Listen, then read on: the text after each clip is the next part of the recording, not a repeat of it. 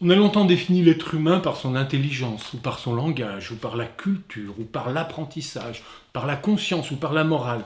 Et si c'était autre chose encore, qui définirait au mieux la spécificité de l'être humain et de son cerveau? Et si c'était l'imagination?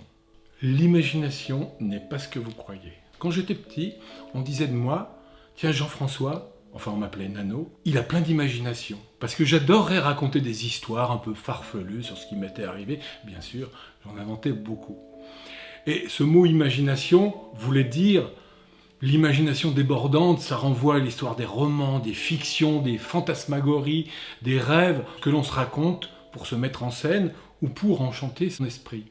Mais il y a une autre forme d'imagination dont on parle moins et qui est très importante. L'imagination technique, par exemple. Regardez cette maison, ces vêtements, ce fauteuil, regardez les objets qui nous entourent. Ils ont bien été pensés, conçus, c'est-à-dire imaginés avant d'exister. On parle aujourd'hui même d'imagination scientifique, car les modèles qui servent aux scientifiques à penser le monde ont bien été conçus, imaginés avant d'être confrontés au réel.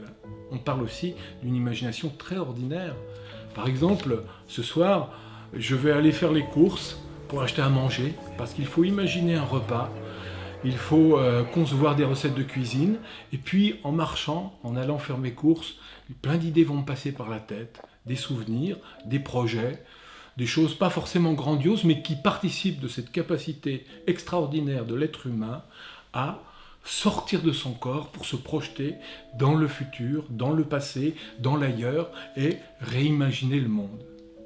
Eh bien, cette imagination, c'est cette capacité que les humains ont le plus développée. Elle leur permet de devenir des gens bavards, des gens ingénieux, aussi des artistes, mais également des idéologues, des idéalistes. Voilà l'imagination humaine. C'est ce qui nous rend à la fois génial et ce qui nous rend fou.